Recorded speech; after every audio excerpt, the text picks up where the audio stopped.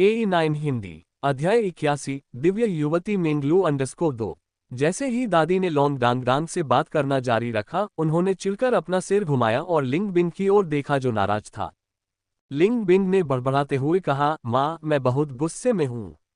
डांग स्पष्ट रूप से एक जादूगर है, लेकिन वह शूरवीरों की कक्षा में गया था, यान याओ के साथ रहने के लिए भाग गया था। दादी ने आश्चर्य से लांग डांग की ओर देखा, ऐसा क्यों?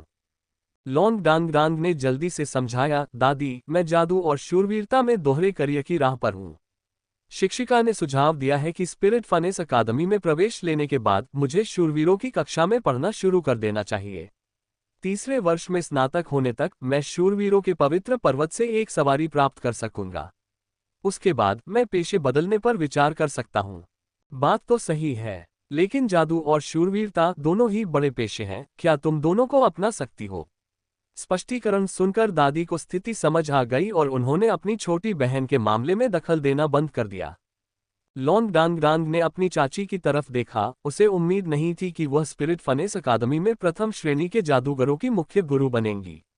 ऐसा लग रहा था कि उसके अपने गुरु के साथ भी उसके रिश्ते कुछ खास अच्छे नहीं थे। ठीक है, चलो खाना खाते हैं। क्या मेंगलू अभी तक लौटा है? दादाजी, मैं वापस आ गई हूँ। मुझे आपकी बहुत याद आई। तभी बाहर से एक छोटी लड़की अंदर आई। उसने सफेद लंबी पोशाक पहनी हुई थी, उसके सुनहरे लहराते बाल उसकी पीठ पर लहरा रहे थे, यहाँ तक कि उसकी बड़ी बड़ी आंखों से भी एक हल्की सुनहरी चमक निकल रही थी। जब वह लिविंग रूम में दाखिल हुई तो वह कुछ ज्यादा ही रोशन हो गया। वह लगभग 15-16 साल की लग रही थी, लगभग 1.7 मीटर लंबी। कमरे में दाखिल होते ही वह तेजी से अपने दादाजी के पास पहुंची और खेल खेल में उनका हाथ थाम लिया। उसे देखकर लोंग डांग ने देखा कि चाहे वह दादाजी हो, दादी हो या यहाँ तक कि दो चाचा और उसकी चाची हो, उनके चेहरों पर अनजाने में ही मुस्कान आ गई थी। कितनी तेज और चमकदार आभा है, उसने मन ही मन सोचा। उसने अपने बड़ों से कोई तेज आध्यात्मिक शक्ति का उतार चढ़ाव महसूस नहीं किया था, लेकिन उसकी चाची स्पिरिट फनेस अकादमी में एक गुरु थी, कम से कम उन्हें 7वीं रैंक की जादू की गुरु तो होना ही चाहिए था। जहां तक उसके चाचाओं और दादा दादी की बात है, उसे कुछ पता नहीं था। हालांकि उसके सामने खड़ी युवा लड़की द्वारा उत्सर्जित चमकदार आभा उसे भारी, यहां तक कि कुछ हद तक अनियंत्रित भी महसूस हुई। दादाजी हंसे, आओ प्यारी, मैं तुम्हें अपने परिवार के एक सदस्य से मिलवाता हूँ। ये तुम्हारी छठी बुआ का बेटा है, तुमसे छोटा है, तुम्हारा चचेरा भाई लोंग डांग। वह भी अभी स्पिरिट फनेस अकादमी में आया है, शूरवीर वर्ग में तुम्हारी ही कक्षा में। अब से तुम दोनों सहपाठी रहोगे, इसलिए एक दूसरे का अच्छा ख्याल रखना। तुम्हारा एक और चचेरा भाई है, वह डांग का जुड़वां भाई है, वह इस बार नहीं आया है, लेकिन वह भी तुम्हारी अकादमी में है। डांग, ये तुम्हारी चचेरी बहन मेंगलू है, वह तुम्हारी अकादमी के पुजारी मंदिर में है।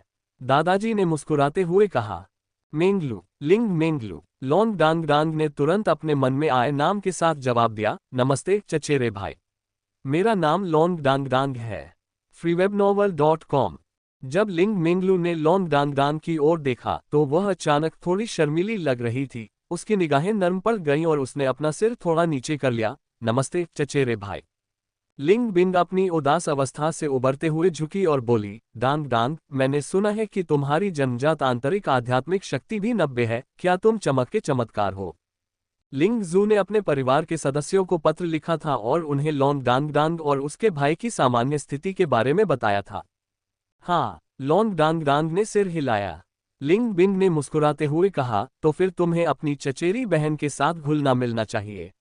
वह हमारे परिवार की पहली प्रतिभाशाली महिला है, जिसकी आंतरिक आध्यात्मिक शक्ति का जन्मजात परिमाण 99 है। उसे पुजारी मंदिर प्रमुख की एकमात्र उत्तराधिकारी और पवित्र दूत पद की उम्मीदवार के रूप में मान्यता दी गई है। लोंग डांग की पुतलियां क्षण भर के लिए सिकुड़ गईं। अरे यार, एक दिव्य युवती।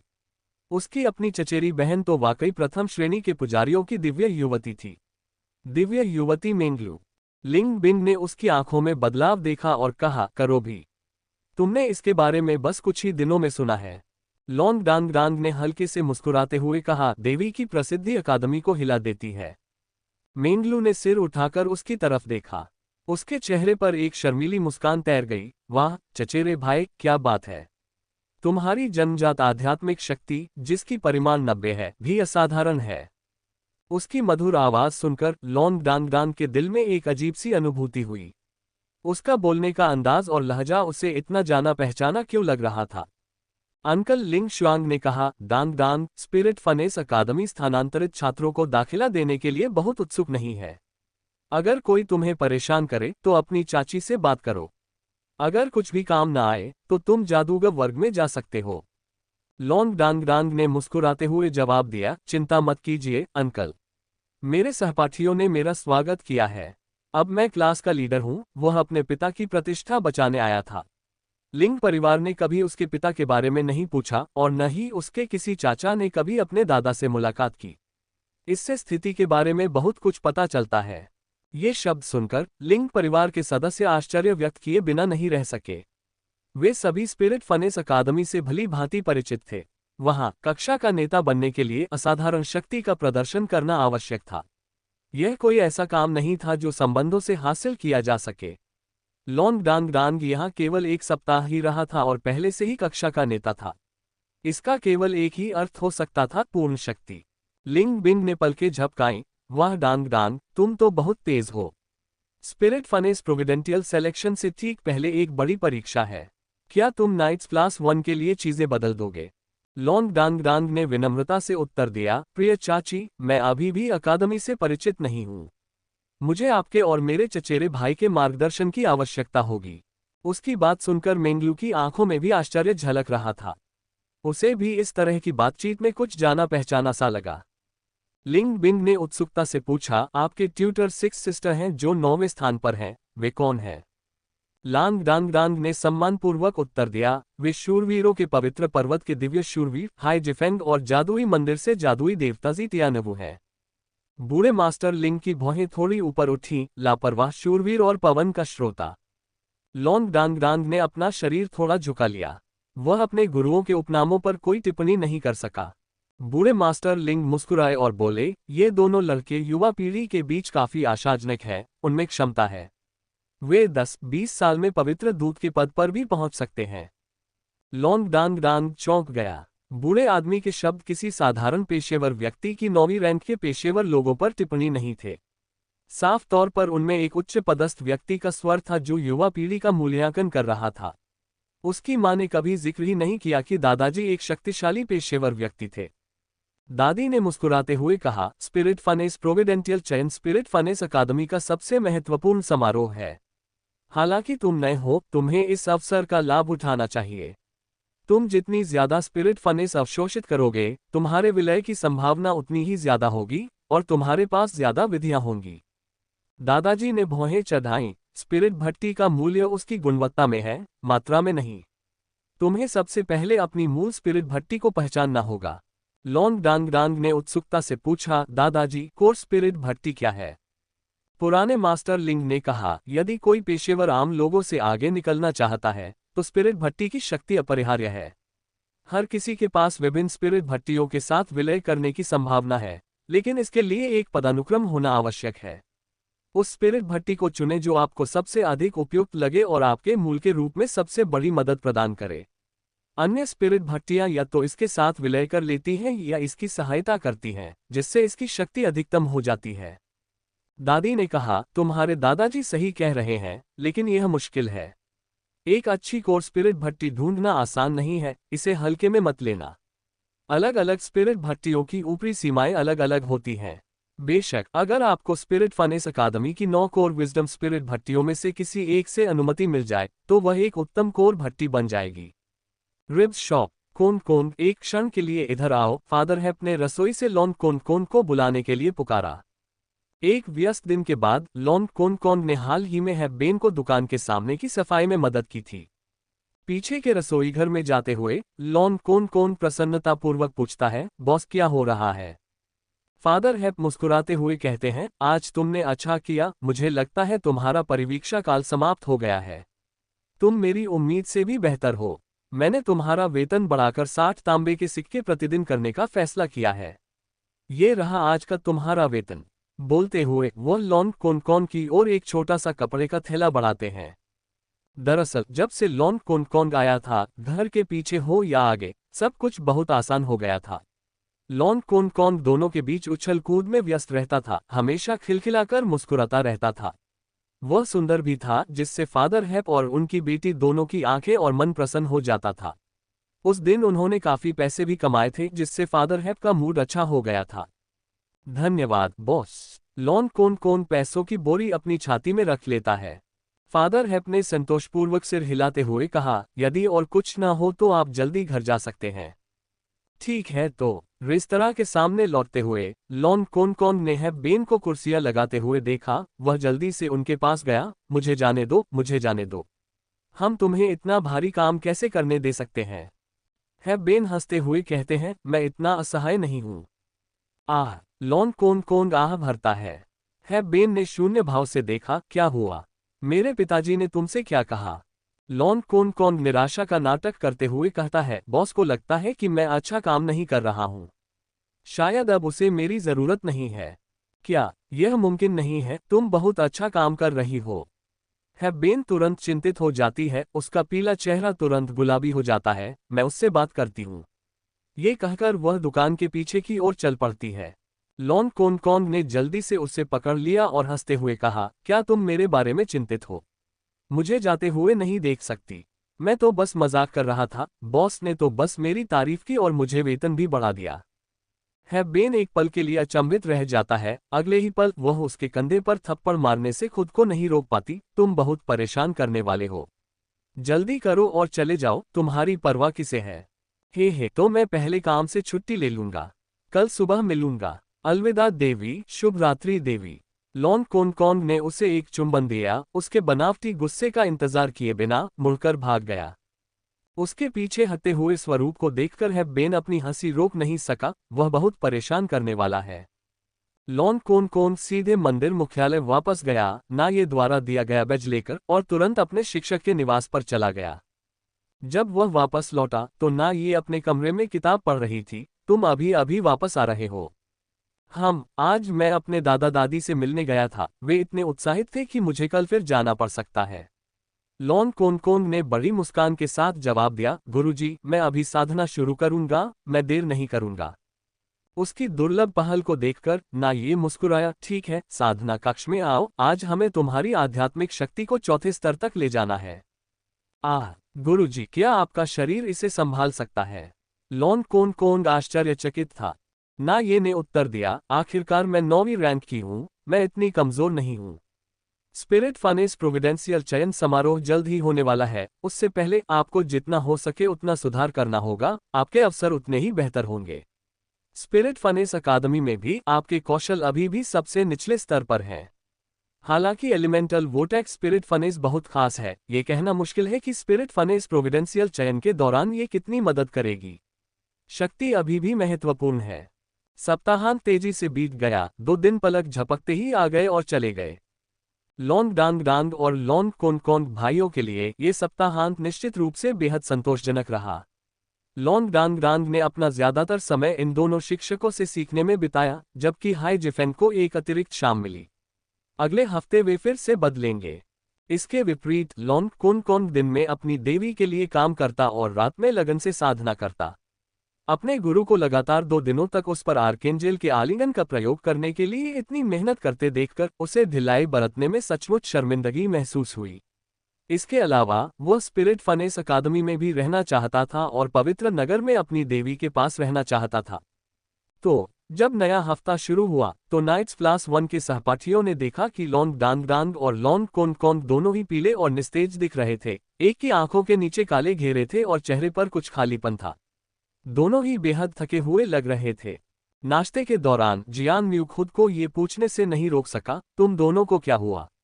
तुमने सप्ताहांत में हमारे साथ अभ्यास नहीं किया, लेकिन तुम दोनों बहुत थके हुए लग रहे हो।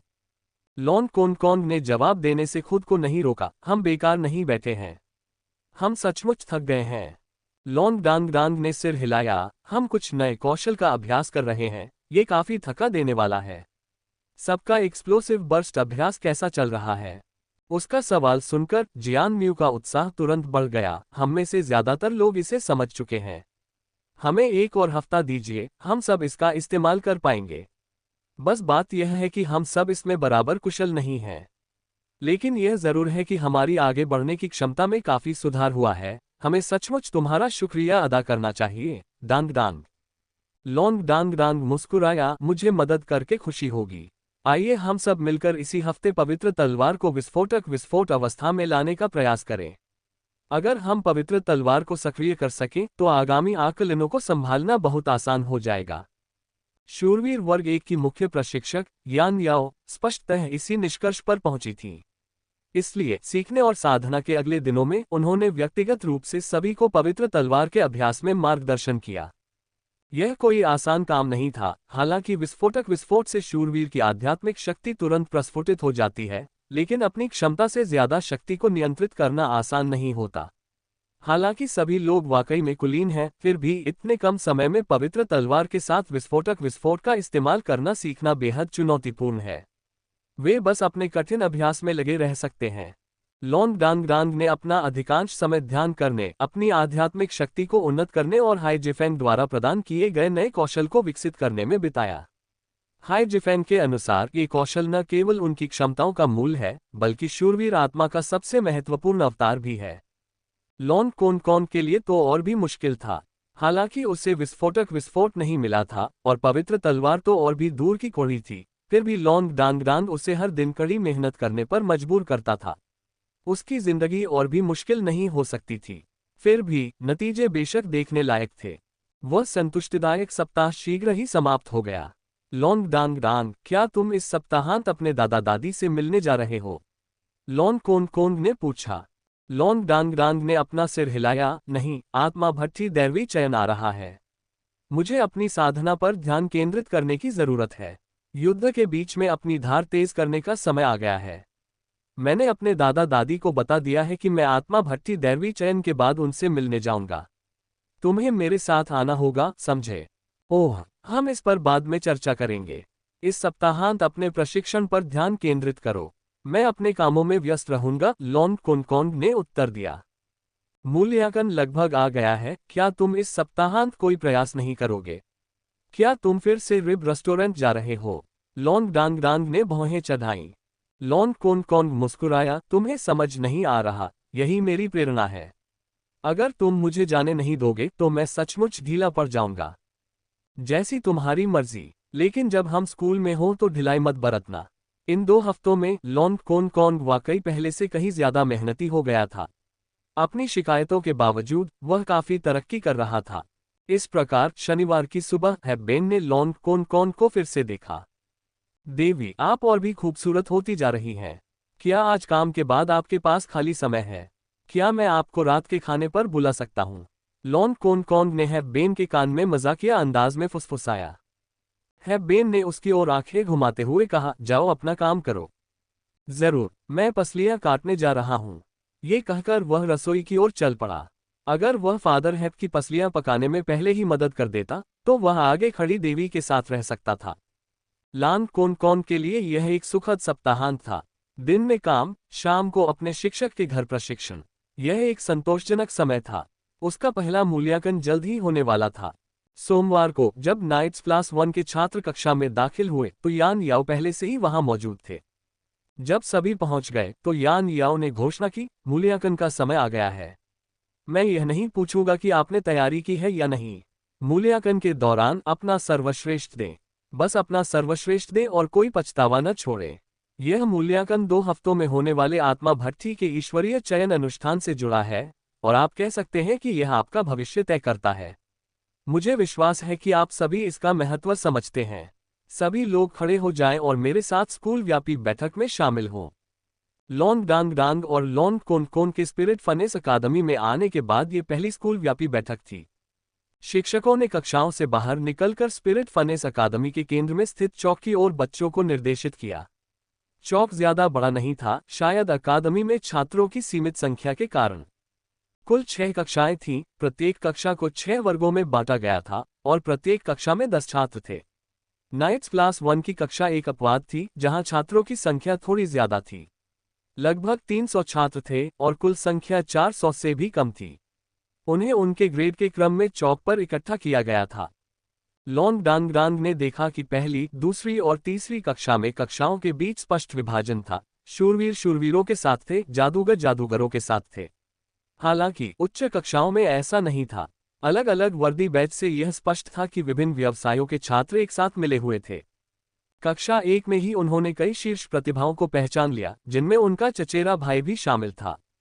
लिंग मेंगलू ने स्पिरिट फनेस अकादमी की वर्दी पहनी हुई थी। उसका खूबसूरत चेहरा एक मुखौटे से ढका हुआ था, उसकी हल्की सुनहरी आंखें ही दिखाई दे रही थीं। प्रीस्ट्स क्लास 1 के छात्र स्पष्ट रूप से उसका सम्मान करते थे और उसे सुरक्षा की दृष्टि से घेरे हुए थे। क्या वह हमारा चचेरा भाई है?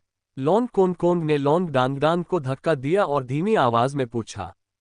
लॉन्ग डांगडांग के लौटने के बाद स्वाभाविक रूप से उसने लॉन्ग कोनकोन को बताया कि मेंगलू उनका चचेरा भाई है। वह बहुत अद्भुत लग रही है। बड़े भाई, क्या आपको हमारी चचेरी बहन जरा भी पसंद नहीं आई? अपनी 99 की जन्मजात आध्यात्मिक शक्ति के साथ वह बेहद शक्तिशाली है। लॉन्ग कोनकोंग ने शरारती मुस्कान के साथ पूछा। क्या बकवास कर रहे हो? वह हमारी चचेरी बहन है, लॉन्ग डांगडांग ने चिढ़कर जवाब दिया। लॉन्ग कोनकोंग ने हंसते हुए कहा, बात यह है कि फेडरेशन के कानून के अनुसार हम अपने चचेरे भाई से विवाह कर सकते हैं। लॉन्ग डांगडांग ने उसे अवाक दृष्टि से देखा। तुम हर दिन क्या खोज रहे हो? तुम्हें ऐसी बेतरतीब चीजें कैसे पता है? लॉन्ग कोनकोंग ने जवाब दिया, मैं ये हमारे भविष्य की खुशी के लिए कर रहा हूँ। ज्यादा जानने में क्या बुराई है? चिंता मत करो, चाहे हमारी चचेरी बहन कितनी भी सुंदर क्यों न हो, मैं उसके लिए तुमसे नहीं लड़ूंगा। मेरी देवी तो पहले से ही मेरे पास है। दफा हो जाओ, मुझसे जितना दूर हो सके चले जाओ। लॉन्ग डांगडांग अब और विरोध नहीं कर सका और उसे लात मार दी। ठीक उसी क्षण आकाश में प्रकाश की किरणें चमक उठीं। ये किरणें शीघ्र ही मानव आकृतियों में संघनित हो गईं।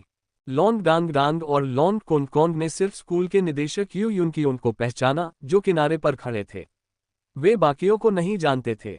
फिर भी उनमें से हर एक से एक बेहद शक्तिशाली आभा निकल रही थी। जाहिर है वे स्पिरिट फनेस अकादमी के उच्च अधिकारी थे। हवा के बीचों बीच एक बुजुर्ग आदमी जादुई चोगा पहने लटका हुआ था। जादुई चोगा एकदम सफेद था और उस पर सुनहरे रंग के चमकदार डिजाइन थे। उसके आसपास की हवा थोड़ी विकृत हो गई थी, जिससे उसके पीछे एक हल्का सुनहरा प्रभामंडल बन गया था। उसके आने पर सूरज भी कम चमकीला लग रहा था, मानो उसकी किरणें उसने निगल ली हों और सोख ली हों। सभी को नमस्कार। अकादमी की महत्वपूर्ण परीक्षा शुरू होने वाली है। इस परीक्षा की देखरेख और संचालन मैं और अकादमी के अन्य शिक्षक करेंगे। ये 2 सप्ताह में होने वाली आत्मा की भट्टी में ईश्वरीय चयन अनुष्ठान से संबंधित है और मुझे आशा है कि आप सभी अपनी क्षमताओं का पूर्ण प्रदर्शन करेंगे। अब मैं परीक्षा की रूपरेखा की घोषणा करता हूँ। 10,000 साल से भी पहले दानव जनजाति ने आक्रमण किया और व्यापक तबाही मचाई, इसलिए इसे पवित्र और राक्षसी भूमि नाम दिया गया। दानव जनजाति अब मौजूद नहीं है, लेकिन उन्होंने एक बार मानव जाति को लगभग मिटा दिया था। आपका परीक्षा कार्य आत्मा भट्टी के पूर्ववर्तियों द्वारा अनुकरण किए गए दानव जनजाति के खिलाफ लड़ना है। वरिष्ठ अपनी स्वयं की दानव शिकार टीमों के रूप में आगे बढ़ेंगे। कनिष्ठ ग्रेड के अनुसार लॉटरी निकालेंगे। जादूगरों और करीबी मुकाबले की 3 विशेषज्ञताओं को ड्रॉ के माध्यम से जोड़ा जाएगा। आप जितने अधिक और शक्तिशाली राक्षसों को मारेंगे, आपको उतना ही अधिक अंक मिलेंगे। अंत में प्रत्येक ग्रेड की समग्र ग्रेडिंग और रैंकिंग होगी। प्रत्येक टीम के अंक उसके सदस्यों के बीच समान रूप से विभाजित किए जाते हैं और प्रत्येक वर्ग के कुल अंकों को वर्ग रैंकिंग के लिए जोड़ा जाता है। हम ड्रॉ से शुरुआत करेंगे पहले साल से। पिछले टेस्ट के शीर्ष 3 व्यक्तिगत स्कोररों को अपने साथी चुनने का विशेषाधिकार होगा। आइए उनसे शुरुआत करते हैं। जिसांग लियुयंग, जो पहले स्थान पर आए थे, आप अपना साथी चुन सकते हैं। जादूगर वर्ग 1 की ठंडी और सुंदर जादूगर लड़की जिसांग लियुइंग ने आगे बढ़कर स्पष्ट रूप से कहा, मैं योद्धा वर्ग 1 से तांग लीगुआन को चुनती हूँ। इसमें कोई शक नहीं कि शक्तिशाली योद्धा और शूरवीर जादूगरों के सबसे अच्छे रक्षक होते हैं। हालांकि प्रथम श्रेणी के शूरवीर कुछ हद तक कमतर थे, इसलिए सबसे अच्छा विकल्प स्वाभाविक रूप से प्रथम श्रेणी के योद्धाओं के इस प्रतिभाशाली योद्धा पर पड़ा, जो एक थंडर स्वॉर्ड सन था और जिसकी ताकत लगभग 6ठी रैंक की थी। अगले कई कैजुआन, जो दूसरे स्थान पर आए, कृपया अपना चुनाव करें।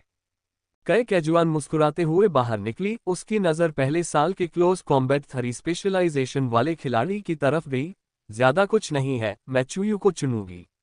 एक समन जीनियस को एक हत्यारे जीनियस के साथ जोड़ना भी एक बेहतरीन विकल्प था। बुलाया गया जानवर सामने से हमला झेल सकता था, जबकि हत्यारा पार्श्व और बर्स्ट डैमेज कर सकता था। पहले वर्ष के शीर्ष 5 प्रतिभाशाली खिलाड़ियों में से 2 की अब जोड़ी बना दी गई है। लिंग मेंगलू, आप तीसरे स्थान पर आए हैं, कृपया अपना चुनाव करें। शीर्ष 5 प्रतिभाओं में से जो बची है वह स्वयं देवी लिंग मेंगलू है। लिंग मेंगलू आगे बढ़ी और उसकी कोमल आवाज गूंजी, मैं चुनती हूं नाइट्स क्लास 1 से लॉन्ग डांग डांग। एक पल में सबकी नजरें क्लास 1 नाइट्स की ओर मुड़ गईं। देवी ने किसे चुना? मेरा चचेरा भाई सचमुच विजयी है, लॉन कोन कोन ने उत्साह से कहा, मानो उसका चयन हो गया हो, और उसने अपने बड़े भाई को भी धक्का दिया जो उसके बगल में खड़ा था। लॉन्ग डांग डांग अचंभित रह गया। उसे उम्मीद नहीं थी कि लिंग मेंगलू उसे चुनेगा। नाइट्स क्लास 1 ध्यान का केंद्र बन गया था। यहां तक कि जिसांग लियुइंग, कई कैजुआन, तांग लीगुआंग और चू यू जैसे शीर्ष नए प्रतिभावान खिलाड़ी भी इस अजनबी को ढूंढने के लिए आगे आए। नाइट क्लास 1 के युवा शूरवीर भी स्तब्ध होकर देखने लगे। हालांकि प्रथम श्रेणी की 5 शीर्ष प्रतिभाओं में स्थान तो था, लेकिन सबसे प्रतिभाशाली और रहस्यमयी ये दिव्य युवती थी।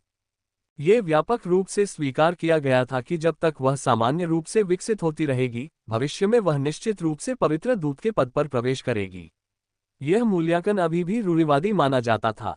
चूंकि वह पुजारी वर्ग 1 के बाहर के छात्रों से कम ही मिलती जुलती थी, इसलिए लगभग सभी ने उसका असली रूप कभी नहीं देखा था। फिर भी अब उसने बिना किसी हिचकिचाहट के शूरवीर वर्ग 1 की एक छात्रा को चुना था, और वह भी किसी भी छात्र को नहीं, बल्कि एक नई स्थानांतरित छात्रा को। ये चौंकाने वाला कैसे ना होता? डीन भी एक पल के लिए रुक गए। जाहिर है उन्हें लॉन्ग डांग डांग नाम कुछ अपरिचित लगा। डीन ने घोषणा की, अब निम्न ग्रेड का ड्रॉ शुरू करते हैं। ड्रॉ सरल था। 3 विशेषज्ञता वाले जादू के छात्रों के बीच बारी बारी से लॉटरी निकाली गई। 3 विशेषज्ञता वाले क्लोज कॉम्बैट के छात्रों में से जो भी चुना जाता, उसे एक साथ जोड़ा जाता। डांग डांग, क्या तुम्हें लगता है कि कोई सुंदर जादूगरनी है जो मेरा चित्र बनाएगी? लॉन कोन कोन ने उत्साह से कहा। लांग डांग डांग ने उस पर एक नजर डाली। पसलियों की दुकान देवी, एक सुंदर समनकर्ता के बारे में क्या ख्याल है? लॉन कोन कोन का उत्साह बढ़ गया। लांग डांग डांग, पसलियों की दुकान की देवी, अगर वह कोई पुजारिन है तो भी ठीक रहेगा। मैंने पुजारियों के बीच कई सुंदर लड़कियां देखी हैं, लॉन कोन कोन ने मुस्कुराते हुए कहा। लांग डांग डांग, पसलियों की दुकान की देवी, ठीक है, ठीक है, मैं तो बस देख रहा था, और अगर वह मुझे खींचती है तो यह मेरी गलती नहीं है, लॉन कोन कोन ने चिढ़कर जवाब दिया। लांग डांग डांग ने कहा, मैं ये देखने के लिए उत्सुक हूं कि कौन इतना बदकिस्मत होगा कि आपको जीत दिला सके। कक्षा 1 में 6 कक्षाओं और 62 विद्यार्थियों के साथ चित्रकारी के परिणाम शीघ्र ही आ गए। हे होंगिन ने चिल्लाते हुए कहा, मुझे ही क्यों छोटा दर्जा दिया जा रहा है? हाँ, ड्रॉ के अंत तक हे होंगिन और लॉन्ग कोन कोन 3 विशेषज्ञता वाले क्लोज कॉम्बैट के 2 ऐसे छात्र थे जिनकी जोड़ी नहीं बन पाई थी। इसलिए उन दोनों क्लोज कॉम्बैटर्स को अनिच्छा से एक साथ जोड़ा गया। अरे क्या मैं इतना बुरा हूं? लॉन कोन कोन ने रक्षात्मक ढंग से जवाब दिया। हे होंगिन ने उसे दुख भरी नजरों से देखा, मानो पूछ रही हो, क्या तुम सचमुच नहीं जानते कि तुम कितने मजबूत हो? मैं पहले ही चौथे स्थान पर हूं, लॉन कोन कोन ने गर्व से घोषणा की। सब लोग अचंभित थे, लेकिन जल्द ही उनके हाव भाव सामान्य हो गए।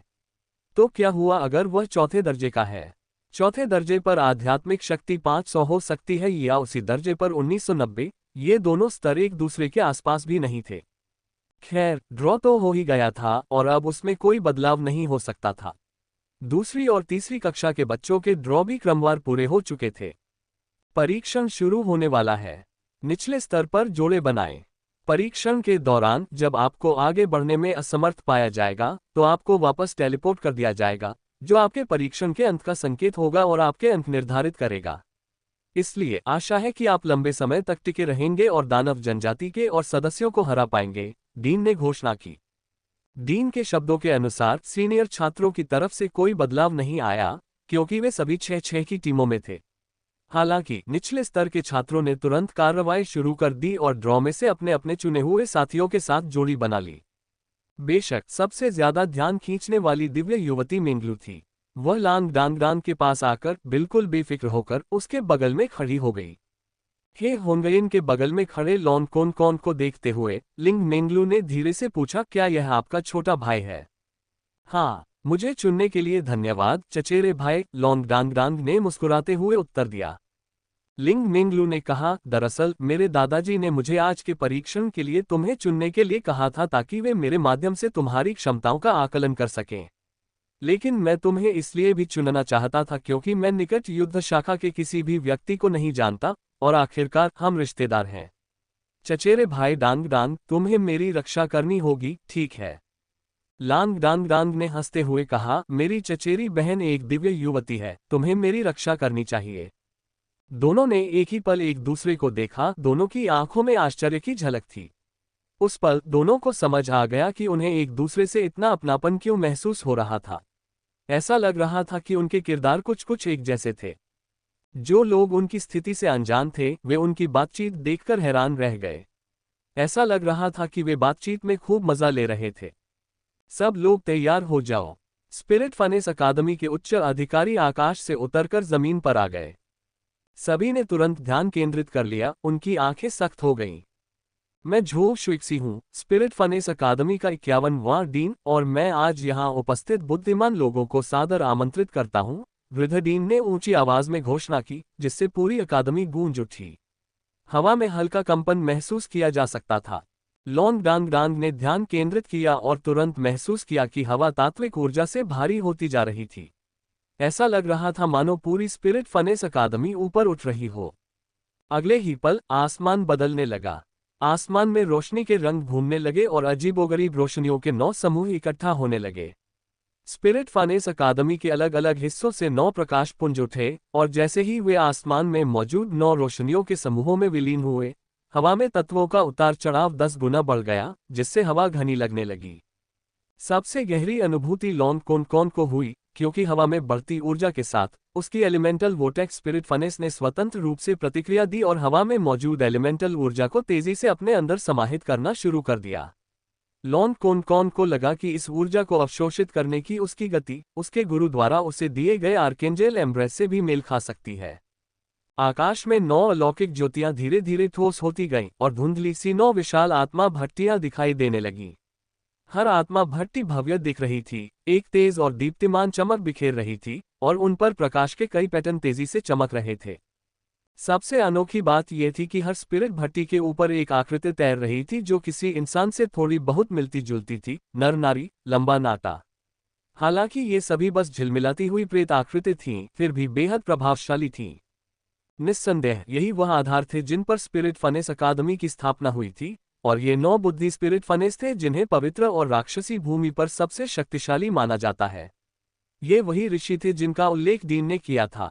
उनका आभामंडल इतना विशाल था कि उनके प्रकट होते ही आकाश रंगीन हो गया। इस समय लोंग कोन की नज़र बीच में स्थित स्पिरिट भट्टी पर पड़ी। ये स्पष्ट रूप से वही स्पिरिट भट्टी थी जो उसे और लोंग डांग डांग को स्पिरिट भट्टी अकादमी में पहली बार आते समय मिली थी। अब वह 9 महान आत्मा भट्टियों के बीच में बैठा था, और उसकी स्त्री जैसी आकृति एक असामान्य 9 रंगीन प्रभामंडल में लिपटी हुई थी। अजीब बात यह थी कि लोंग कोन को ऐसा लग रहा था मानो वह उसे देख रही हो। क्या तुम तैयार हो? एक कोमल महिला की आवाज गूंजी। डीन झो शुइक्सी ने सम्मानपूर्वक उत्तर दिया, माननीय वरिष्ठ, अकादमी के सभी छात्र तैयार हैं। अच्छा, चलो शुरू करते हैं। एक क्षण में हवा में मौजूद 9 ज्ञान भट्टियां चकाचौंध कर देने वाली चमक के साथ फूट पड़ी। सभी छात्र अपने आसपास के वातावरण को भूलकर केवल प्रकाश से भरी एक दुनिया देख पा रहे थे। विकृति। लोंग डांग डांग को अपने शरीर में बेचैनी महसूस हुई, मानो उसके आसपास का वातावरण बुरी तरह विकृत और बदल रहा हो। इस क्षण उसने महसूस किया कि उसका हाथ किसी पतले हाथ से पकड़ा जा रहा है, और विकृति की भावना कुछ हद तक कम हो गई। ऐसा लगा जैसे बस एक पल ही बीता हो, पर ऐसा भी लगा जैसे पूरी एक सदी बीत गई हो। विकृति का भाव चुपचाप गायब हो गया और उसके सामने सब कुछ फिर से स्पष्ट हो गया। पहली अनुभूति अंतहीन अंधकार की थी। आसमान धूसर था और रोशनी मंद थी। धरती भूरी, बंजर और अंतहीन थी। दूर दूर तक कुछ पहाड़ियां दिखाई दे रही थीं। उसके मन में दमन का एक अमूर्त भाव छाया हुआ था। लोंग डांग डांग की बांह पकड़े हुए पतले हाथ को छोड़ दिया गया और एक धीमी आवाज आई, यहाँ बहुत अत्याचार हो रहा है। अंधकार तत्व घना है जबकि प्रकाश तत्व बहुत कम है। चचेरे भाई, मुझे थोड़ा डर लग रहा है। लॉन्ग डांग डांग ने अपना सिर घुमाकर अपनी दिव्य कुंवारी चचेरी बहन की ओर देखा और कुछ असहाय भाव से कहा, चचेरी बहन, क्या हम सामान्य रूप से बात कर सकते हैं? हम सब यहाँ एक ही पक्ष में हैं। मेंगलू ने उत्सुकता से पूछा, अगर मैं इस तरह से बात न करूं तो क्या आपको अधिक सहजता महसूस नहीं होगी? लॉन्ग डांग डांग ने अपने हाथ फैलाए, कोई दिखावा नहीं, मैं यहाँ अपने पत्ते दिखा रहा हूँ। चचेरी बहन, मैं केवल चौथे रैंक स्तर 9 पर हूँ। आप अकादमी की दिव्य युवती हैं, इसलिए आपको मेरी रक्षा करनी होगी। मेंगलू हैरान रह गया, तुम 5वीं रैंक पर नहीं हो। तुम नाइट्स क्लास 1 के क्लास मॉनिटर कैसे बन गए? लॉन्ग डांग डांग ने कंधे उचकाते हुए कहा, ये तो बस दूसरों की दयालुता है।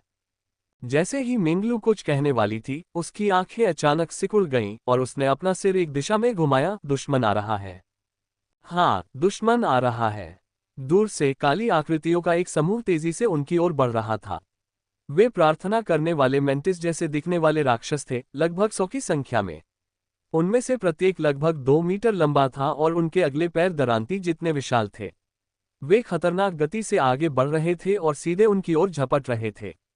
राक्षस जनजाति के हरे दोहरे ब्लेड वाले राक्षस आक्रमण में मजबूत, बचाव में कमजोर। चचेरे भाई, उन्हें सामने से रोको, मेंगलू ने धीरे से कहा। ठीक है चचेरे भाई। लॉन्ग डांग डांग आगे बढ़ा और मेंगलू के सामने खड़ा हो गया। हाथ हिलाते ही उसकी मुट्ठी में 2 स्टोक आ गए। freewebnovel.com। मेंगलू ने कहा, यह उस क्षेत्र का अनुकरण होना चाहिए जो कभी दानव जनजाति के कब्जे में था। गहन अंधकार वाला गुण सबसे तीव्र है और प्रकाश वाला गुण दुर्लभ है, जो हमारे गुणों के लिए प्रतिकूल है।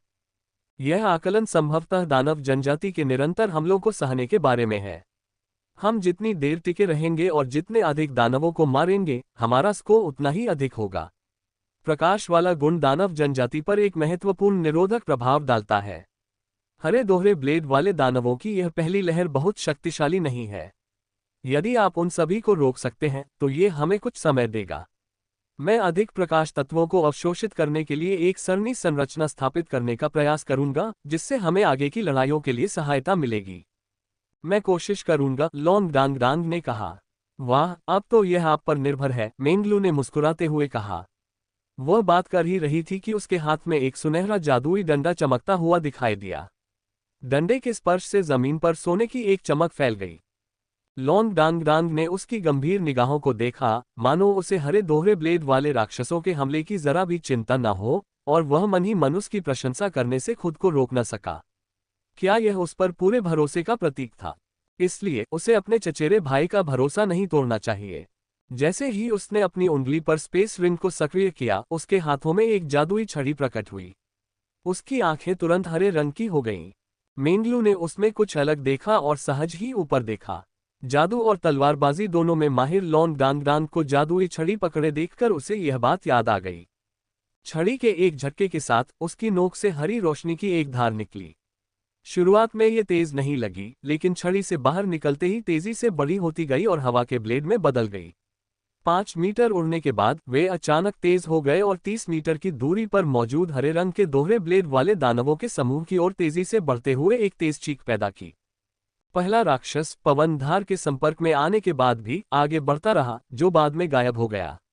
हालांकि कुछ मीटर और दौड़ने के बाद वह भयंकर दिखने वाला प्राणी चुपचाप 2 टुकड़ों में बंट गया और धूल में मिल गया।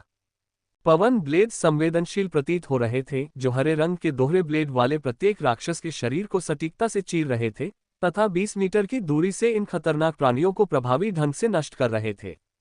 हरे दोहरे ब्लेड वाले राक्षसों को लगा कि कुछ गड़बड़ है और वे अलग अलग दिशाओं से हमला करते हुए बिखरने की कोशिश करने लगे। फिर भी, चाहे उन्होंने अपनी स्थिति कितनी भी बदल ली हो, वे हवा के ब्लेडों के सटीक निशाने से बच नहीं पाए, जिससे उनके शरीर अलग अलग हो गए। जब अंतिम हरा दोहरी धार वाला दानव गिर गया, तो विशाल भूमि ने एक बार फिर अपनी शांति प्राप्त कर ली। मेंगलू ने अपना सिर उठाकर लॉन्ग डांग डांग की ओर देखा, जो पास ही पड़े क्रूर राक्षसों के शवों से अप्रभावित लग रहा था। चचेरे भाई, तुम्हारे पास कुछ कौशल है। पवन श्रोता के शिष्य बनने के योग्य हो। तुम्हें और कितना समय चाहिए, चचेरे भाई? लॉन्ग डांग डांग ने पूछा। ये लगभग हो गया। बस एक और लहर रोक दो और हम ठीक हो जाएंगे। मेंगलू ने धीरे से कहा, करो चचेरे भाई। जैसे ही वे बोल रहे थे, हाल ही में मरे हरे दोहरे ब्लेड वाले राक्षसों की लाशें धीरे धीरे अलौकिक हो गईं और गायब हो गईं। इसी बीच दूर से 3 आकृतियां उभरी। वे अब भी हरे दोहरे ब्लेड वाले राक्षस थे, लेकिन उनकी संख्या केवल 3 थी। हालांकि हर एक 4 मीटर से ज्यादा लंबा था और उनके शरीर पूरी तरह से हरे रंग के थे। उनके मुंह से एक साथ धीमी गड़गड़ाहट के साथ अगले ही पल वे उन दोनों पर सीधे हमला कर दिया। उनकी गति सामान्य हरे दोहरे ब्लेड वाले राक्षसों से दोगुनी से भी ज्यादा थी।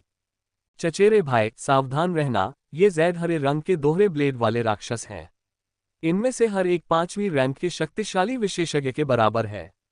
ये तेज है और इनका आक्रमण और बचाव दोनों मजबूत हैं, मेंगलू ने चेतावनी दी। ये बदसूरत जीव क्या है? लॉन कोनकोंग ने उत्सुकता से पूछा जब उसने हरे 2 ब्लेड वाले राक्षस को अपनी ओर आते देखा। तो क्या ये राक्षसों का समूह है? हिया होंगिन ने पहले ही अपनी तलवार और ढाल निकाल ली थी। कोई फर्क नहीं पड़ता कि यह क्या है, बस इसे मार दो। परीक्षा सरल है, हम जितने अधिक राक्षसों को मारेंगे उतना ही बेहतर होगा। क्या हम एक साथ आगे बढ़ेंगे? वह भी एक रक्षक शूरवीर था। दरअसल कई वर्षों तक शूरवीरों के मंदिर में रक्षक शूरवीर ही प्रमुख समूह रहे थे। आप आक्रमण करें, मैं बचाव करूंगा और सहायता करूंगा। लॉन कोनकोंग ने प्रसन्नतापूर्वक प्रस्ताव रखा। बोलते हुए उसने अपनी शूरवीर तलवार उठाई और उसके शरीर से एक चमकदार सुनहरी रोशनी निकली जिसने उसे और हिया होंगिन को घेर लिया। हिया होंगिन को अपने शरीर पर केवल एक गर्माहट महसूस हुई क्योंकि गहरे अंधकार की दमनकारी शक्तियां काफी कमजोर हो गई थीं। दिव्य प्रकाश में प्रकाश तत्व तेजी से संघनित होने लगे। वह आश्चर्य से लॉन कोनकोंग को देखे बिना न रह सका।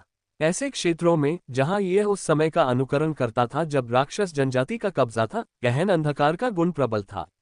वह इतनी शांति से दिव्य प्रकाश का प्रयोग कैसे कर सकता था और प्रकाश तत्वों को संघनित भी कैसे कर सकता था? उसके पास सोचने का भी समय नहीं था क्योंकि बड़ी संख्या में हरे दोहरे ब्लेड वाले राक्षस पहले ही हमला कर चुके थे। हिया होंगिन जोर से दहाड़ा और अपनी शूरवीर तलवार उस दिशा में घुमाए जहां सबसे ज्यादा हरे दोहरे ब्लेड वाले राक्षस थे। उल्कापिंड जैसी चमकदार तलवार की एक किरण फूट पड़ी। जहां भी वह गुजरी, हरे दोहरे ब्लेड वाले राक्षस कबीले के निम्न स्तरीय राक्षसों के शरीर बिखर गए। वह प्रकाश किरण कटी तलवार थी। हिया होंगिन 5वीं रैंक के लेवल 1 शूरवीर थे। उनकी आध्यात्मिक शक्ति लॉन्ग डांग से भी ज्यादा थी। उनकी लाइट बीम स्लैश तलवार अद्भुत रूप से शक्तिशाली थी। अगले ही पल जब वे हवा में उछले तो उनके शूरवीर की तलवार एक बार फिर और भी ज्यादा चमकदार चमक में बदल गई। Daylight slash. दोनों शूरवीरों के हमलों के बीच लगभग कोई अंतर नहीं था। तलवारों की किरणों का विस्फोट एक छोटे से सूरज के फूटने जैसा था जिसने सामने की ओर दौड़े हुए हरे दोहरे ब्लेड वाले राक्षसों की एक बड़ी संख्या को चकनाचूर कर दिया। भाई हे, आप बहुत प्रभावशाली हैं, लॉन कोनकोंग ने दिव्य प्रकाश को बढ़ाते हुए हंसते हुए कहा। जब उसने अपने कौशलों का प्रयोग शुरू किया तब एलिमेंटल वोर्टेक्स डिवोर रिलीज हो चुका था। यहां अवशोषित करने के लिए ज्यादा प्रकाश तत्व नहीं थे, लेकिन गहन अंधकार तत्व और अन्य विशेषताएं प्रचुर मात्रा में थीं। लॉन कोनकोंग की एलिमेंटल वोर्टेक्स स्पिरिट फनेस ने सिर्फ प्रकाश विशेषता ही नहीं बल्कि स्वर्ग और पृथ्वी की आध्यात्मिक शक्ति को भी निगल लिया। इसलिए वह एलिमेंटल वोर्टेक्स स्पिरिट फनेस द्वारा निली गई स्वर्ग और पृथ्वी की आध्यात्मिक शक्ति को पूरी तरह से अपनी आध्यात्मिक शक्ति में परिवर्तित कर सकता था और उसे प्रकाश विशेषता कौशल के रूप में मुक्त कर सकता था। पर्यावरण का उस पर कोई प्रभाव नहीं पड़ा। 2 कौशलों का प्रयोग करने के बाद हिया होंगिन ने लगभग आधे हरे दोहरे ब्लेड वाले राक्षसों को मार गिराया था। दिव्य प्रकाश में नहाकर उसने महसूस किया कि उसकी क्षीण आध्यात्मिक शक्ति तेजी से वापस आ रही है। लॉन कोनकोंग के दिव्य प्रकाश में संघनित प्रकाश तत्व अत्यंत शुद्ध थे जिससे उन्हें अवशोषित करना आसान और सहज था। वह खुद को लॉन कोनकोंग की ओर देखे बिना नहीं रह सका। लॉन कोनकोंग ने अपने बाएं हाथ में ढाल और दाएं हाथ में तलवार पकड़ी हुई थी जो लगातार दिव्य प्रकाश से टिमटिमा रही थी। उसकी छाती पर एक सफेद रोशनी भावर की तरह घूम रही थी। हिया होंगिन ने एक गहरी सांस ली, हवा में मौजूद प्रकाश तत्वों की एक बड़ी मात्रा को अवशोषित किया और एक बार फिर प्रकाश किरण स्लैश तलवार से क्षैतिज रूप से प्रहार किया। ऐसे कई हमलों के बाद सभी हरे दोहरे ब्लेड वाले राक्षसों का पूरी तरह से सफाया हो गया था।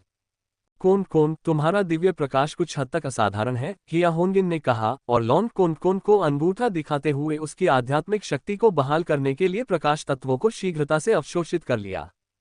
जब उसे शुरू में लॉन कोनकोंग के साथ समूह में रखा गया था तो वह कुछ हद तक निराश था। आखिरकार वह पूरे नए साल में सबसे कमजोर था, लेकिन लड़ाई शुरू होने के बाद उसने पाया कि ऐसे माहौल में लॉन कोनकोंग उसे तेजी से उबरने में मदद कर सकता है।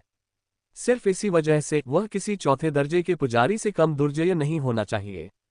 पुजारी द्वारा संघनित प्रकाश तत्व आमतौर पर इतने शुद्ध होते हैं और यह सामान्य परिस्थितियों में होता है, लेकिन यहाँ गहरे अंधकार से भरे इस स्थान पर उसे अंदाजा भी नहीं था कि लॉन कोनकोंग ऐसा कैसे कर पा रहा है। चिंता मत करो भाई, ये मैं तुम्हारा मजबूत रक्षक हूँ। लॉन कोनकोंग हंसा। इस समय उसके पास अभी भी भरपूर ऊर्जा थी। उससे निकलने वाला Divya Prakash elemental vortex spirit फनेस द्वारा अवशोषित ऊर्जा से बहुत कम था। यहाँ गहन अंधकार तत्व अत्यंत सघन था। जब उसे तत्वीय भावर ने निगल लिया और अवशोषित कर लिया तो उसे लगा कि यह ध्यान से भी अधिक प्रभावी है। 3 और हरे वाले दूर से आ रहे हैं। चलते रहो भाई, ये लॉन कोनकोंग ने दूर की ओर इशारा किया। ... 3 जैड हरे दोहरे ब्लेड वाले राक्षस 3 अलग अलग दिशाओं से लॉन्ग डांगडांग और मेंगलू की ओर बढ़े। उनकी गति सामान्य हरे दोहरे ब्लेड वाले राक्षसों से कहीं ज्यादा थी। धुंधली रोशनी में उनके जैड हरे कवच गहरी चमक रहे थे। यह एक अशुभ दृश्य था क्योंकि वे तेजी से उनके पास आ रहे थे। लॉन्ग डांगडांग ने अपनी जादुई छड़ी पकड़ी और मंत्र बुदबुदाए। हवा में वायु तत्व अशांत हो गए। उसके पीछे खड़ा मेंगलू देख सकता था कि फिरोजा रंग की रोशनी तुरंत एक बवंडर में बदल गई और उसके चारों ओर घूमने लगी। ऊर्जा की तीव्रता को देखते हुए ये वास्तव में 5वीं श्रेणी का जादू था। कुछ ही सांसों में 3 जैड हरे दोहरे ब्लेड वाले राक्षस पहले ही करीब आ चुके थे। लॉन्ग डांगडांग ने अपनी जादुई छड़ी हवा में उछाल दी। उसके शरीर के चारों ओर हरा बवंडर ऊपर की ओर बढ़ गया और जल्दी से बड़ा होकर उसे और मेंगलू को घेर लिया। मेंगलू ने देखा कि उसने अपनी जादुई छड़ी को शांत भाव से भंडारण घेरे में वापस रख दिया। फिर उसने अपनी तलवारें 2 बार चलाईं। एक टिमटिमाती नीली रोशनी के साथ हवा में उछला और अजीब तरह से बवंडर में विलीन हो गया। उसने ऐसी युद्धनीति पहले कभी नहीं देखी थी। अपना जादू खुद करो, फिर खुद को उस जादू में विलीन कर दो। ये कैसी चाल थी? लेकिन उसी समय 3 जैड हरे दोहरे ब्लेड वाले राक्षस पहले ही पास आ चुके थे। उन्होंने बिना किसी हिचकिचाहट के अपने दरांती जैसे अंगों को तेज आभा लिए बवंडर की ओर बढ़ते हुए हमला किया। हालांकि उनके शरीर घूम रहे थे, फिर भी उनकी तेज गति और विस्फोटक शक्ति इस लक्ष्यहीन 5वीं श्रेणी के विशिष्ट वायु जादू के बीच सीधे बवंडर की ओर बढ़ने का संकेत दे रही थी। लेकिन इसी क्षण बवंडर के भीतर हरी रोशनियां टिमटिमाने लगीं और साथ ही तीखी टक्करों की एक श्रृंखला भी हुई और तीनों जैड हरे दोधारी राक्षसों की गति एक साथ थम गई। आश्चर्यजनक रूप से बवंडर के भीतर विस्फोटक बल के प्रहार का प्रतिरोध हुआ और उनके दुर्जय शरीर बवंडर द्वारा अनियंत्रित रूप से उड़ा दिए गए। वे अपने शरीर पर नियंत्रण खो बैठे और उनकी एकमात्र प्रतिक्रिया अपने तीखे पंजों को उन्मत्तता से चलाना था। मेंगलू की आंखें चमक उठीं। जाहिर है लॉन्ग डांगडांग ने उन्हें बवंडर की ओर आकर्षित किया था और इस वायु जादू से अपनी परिचितता का फायदा उठाकर उसने जादू के भीतर मौजूद 3 हरे हरे दोधारी राक्षसों पर प्रहार किया। उनके नियंत्रण खोने से न केवल उनकी घेरने और फटने की रणनीति विफल हो गई, बल्कि उनकी स्थिरता भी कुछ हद तक बिगड़ गई। हरी रोशनी की एक चमक के साथ लॉन्ग डांगडांग उसके पास वापस आ गया। उसने मुड़कर कहा, चचेरी बहन, अब सेना बनाने में लग जाओ। ये कहते हुए उसने अपनी 2 तलवारें एक जादुई छड़ी से बदल दी। छड़ी को आकाश की ओर तानते हुए एक हरी रोशनी चमकी और बवंडर में एक अजीब सा परिवर्तन होने लगा। बवंडर स्वयं अलग अलग वायु भावरों से बना था। अब ये वायु भावर एक अजीबोगरीब परिवर्तन से गुजर रहे थे। कुछ तेजी से घूमने लगे जबकि कुछ धीमे हो गए। 3 जैड हरे दोधारी राक्षस जो पहले से ही घूर्णन से अस्त व्यस्त थे, इन परिवर्तनों से और भी ज्यादा घबरा गए और बवंडर के भीतर उनके घूर्णन की गति भी बदल गई। लगभग अगले ही पल 2 जैड हरे दोधारी राक्षसों के शरीर हिंसक रूप से टकरा गए। अपने आसपास के वातावरण के प्रति अपनी संवेदना खो देने के कारण उनके फड़फड़ाते हुए अगले अंग एक दूसरे पर एक साथ प्रहार करने लगे तथा घूमते हुए बवंडर की अतिरिक्त गति के कारण उनके जैड हरे कवच प्रचंड हवा में उड़ने लगे। मेंगलू को उम्मीद नहीं थी कि लॉन्ग डांगडांग 3 जैड हरे दोधारी राक्षसों का इस तरह सामना करेगा। जैड हरे दोधारी राक्षस अपने आप में 5वीं श्रेणी के शक्तिशाली विशेषज्ञ के बराबर था, न कि कोई साधारण राक्षस। उनके मजबूत शरीर और विनाशकारी शक्ति दोनों से निपटना मुश्किल था। जब वे अपनी जाति के अन्य सदस्यों के साथ मिलकर काम करते तो वे और भी ज्यादा खतरा पैदा कर देते। स्पिरिट फनेस अकादमी के 5वीं रैंक के छात्रों के लिए भी उनसे निपटना आसान काम नहीं होगा, खासकर आमने सामने। यह असाधारण रूप से कठिन होगा, लगभग एक वास्तविक मूल्यांकन। हालांकि लॉन्ग डांगडांग ने सीधी लड़ाई का विकल्प नहीं चुना। 5वीं रैंक के जादू का उपयोग करते हुए और फिर जादू में ही हेरफेर करते हुए जादू के भीतर के राक्षसों को रोकते हुए उसने 3 जेड हरे दोधारी राक्षसों के साथ खेला, जिसमें केवल थोड़ी सी ऊर्जा खर्च हुई, जो एक उल्लेखनीय उपलब्धि थी। क्या वह 5वीं रैंक तक भी नहीं पहुंचा था? क्या जादुई शूरवीर इतने शक्तिशाली होते हैं?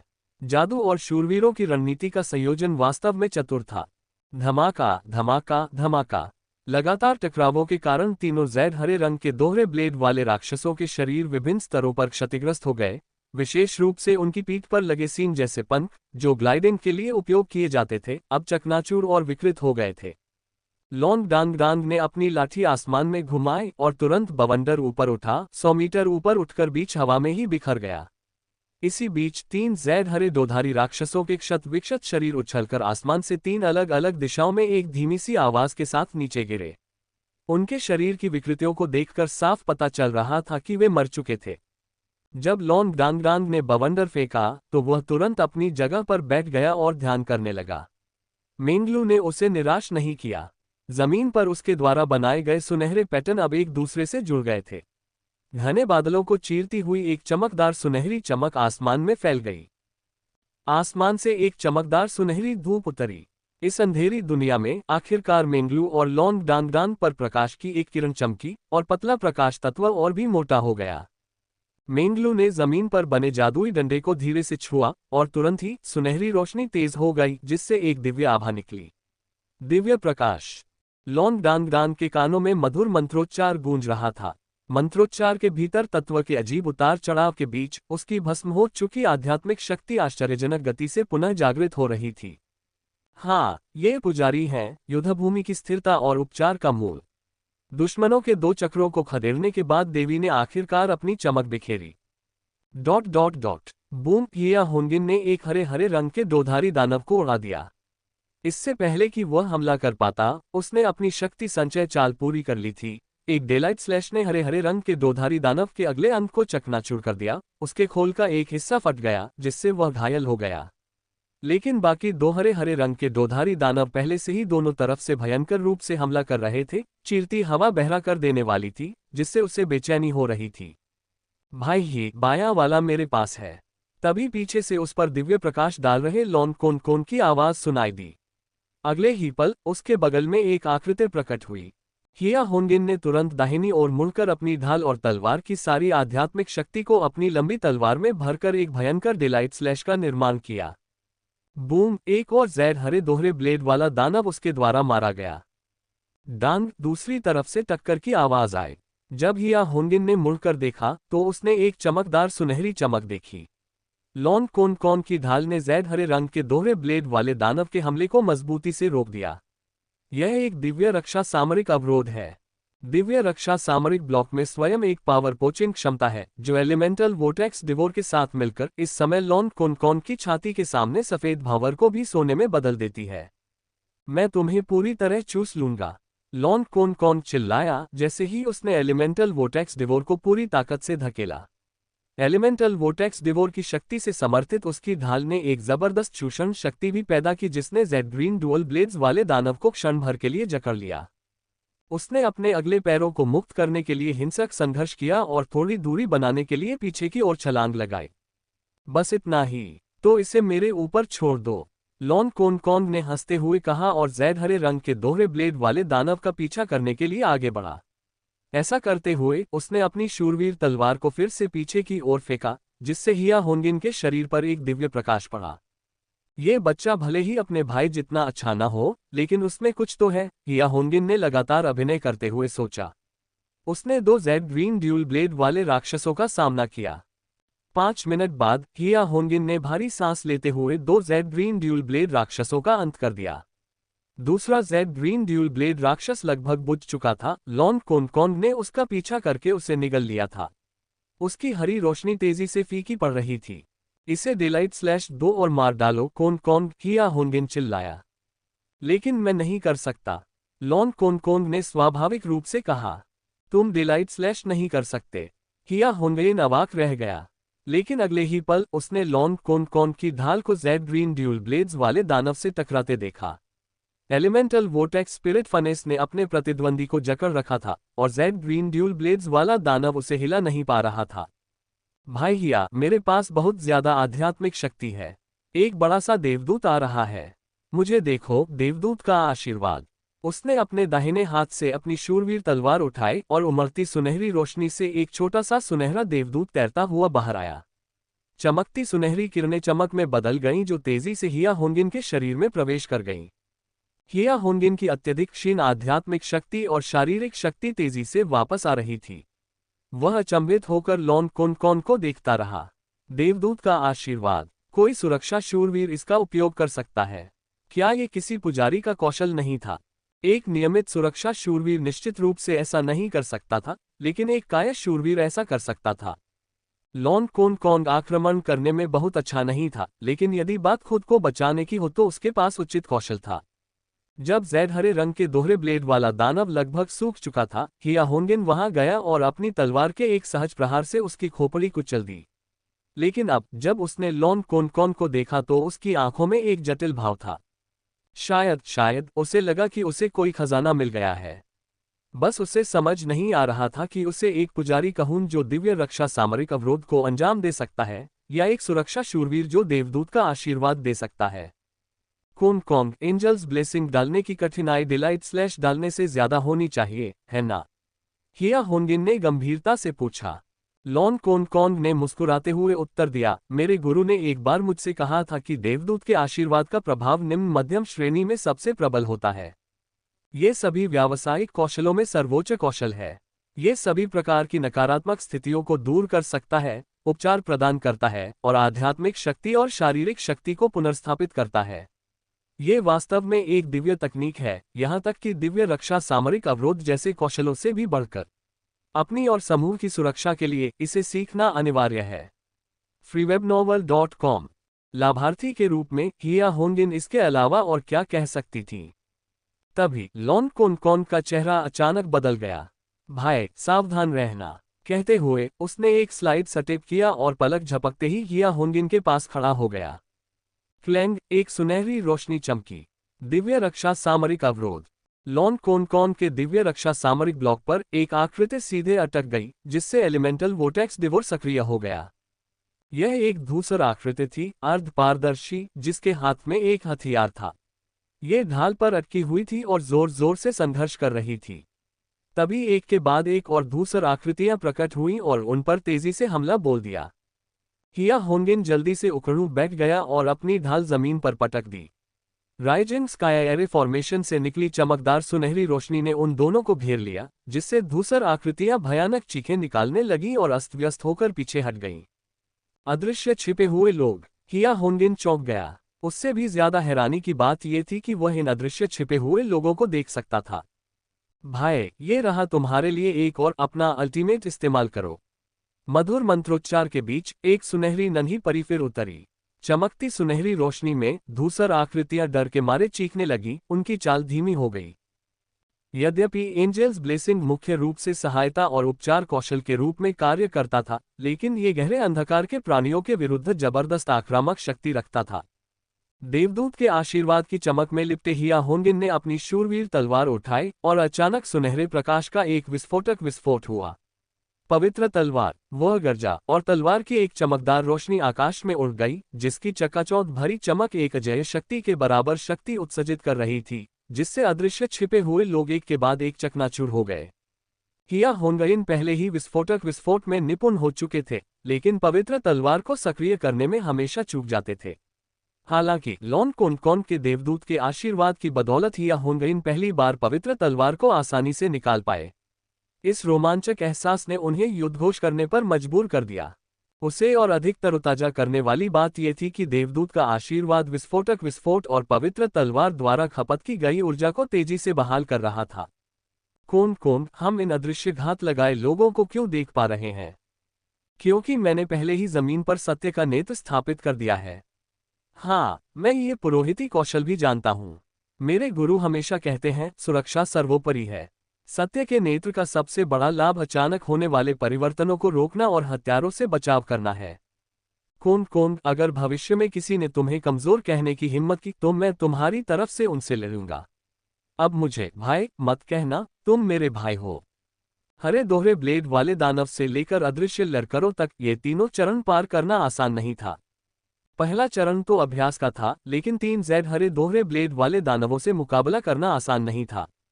2 बनाम 3, यहाँ तक कि 5वीं रैंक बनाम 5वीं रैंक की स्थिति में भी जीत आसानी से हासिल नहीं होती। फिर भी लॉन कोनकॉन की बदौलत वे बिना किसी चोट के पास हो गए। जिन अन्य छात्रों की परीक्षा हो रही थी, वे हरे दोहरे ब्लेड वाले दानवों को मुश्किल से हरा पाए थे, जब अदृश्य लरकरों ने चुपचाप उनका रुख किया। इन लरकरों के अचानक हमले का सामना कितने लोग कर सकते थे? खासकर जादू के पेशेवरों के लिए ये और भी चुनौतीपूर्ण था। लॉन कोनकॉन और हिया होंगिन के लिए कोनकॉन इन तीनों चरणों में हमेशा एक सहायक की भूमिका में रहा। हालांकि इसी सहारे ने उन्हें बिना किसी चोट के तीनों चरण पार करने में मदद की। इससे भी बढ़कर हिया होंगिन को पहली बार पवित्र तलवार का सफलतापूर्वक प्रयोग करने में सक्षम बनाया। इन तीनों चरणों को पार करने के बाद हिया होंगिन को लगा कि वे परीक्षण के इस दौर में कम से कम मध्य स्तर के आसपास तो हैं। आने वाली परीक्षाएं और भी कठिन होने वाली हैं। चचेरी बहन, सावधान रहना, मिंगलू ने गंभीरता से कहा। उसने दिव्य प्रकाश सरणी संरचना के बाहर भूरे रंग के पिंडों को देखा। स्वाभाविक रूप से अदृश्य घात लगाने वाले उनके लिए कोई खतरा पैदा नहीं कर सकते थे। दिव्य प्रकाश व्यू रचना स्वयं सत्य नेत्र का प्रभाव रखती थी, और जैसे ही घात लगाने वाले उसकी सीमा में प्रवेश करते, उनकी गतियां सुस्त और नियंत्रित हो जाती। इसके बाद उनका स्वागत लॉन डांगडांग के 2 ब्लेडों ने किया। अलग अलग अदृश्य घात लगाने वाले हरे 2 ब्लेडों वाले दानव से कहीं कम शक्तिशाली थे। अदृश्यता से उनके अचानक हमले ही वे कारक थे जिनसे निपटना चुनौतीपूर्ण था। अदृश्य घात लगाए बैठे लोगों को मारे हुए 5 मिनट से अधिक हो चुके थे, तथा राक्षस जनजाति का कोई नया सदस्य प्रकट नहीं हुआ था, इसलिए मेंगलू ने यह अनुमान लगाया। वायु तत्व और भी सघन होता जा रहा है, लॉन डांगडांग ने गहरी आवाज में कहा। अदृश्य घात लगाने वालों का वध करने के बाद उसने तुरंत दिव्य प्रकाश समूह संरचना में आध्यात्मिक शक्ति पुनः प्राप्त करना शुरू कर दिया। अंधकार तत्व भी प्रबल हो रहा है, मेंगलू ने अपनी भौहें थोड़ी सिकुड़ी। दिव्य प्रकाश समूह संरचना में लॉन डांगडांग के बगल में खड़ी होने के कारण उसे अपनी आध्यात्मिक शक्ति को तेजी से पुनः प्राप्त करने के लिए ध्यान करने की आवश्यकता नहीं थी।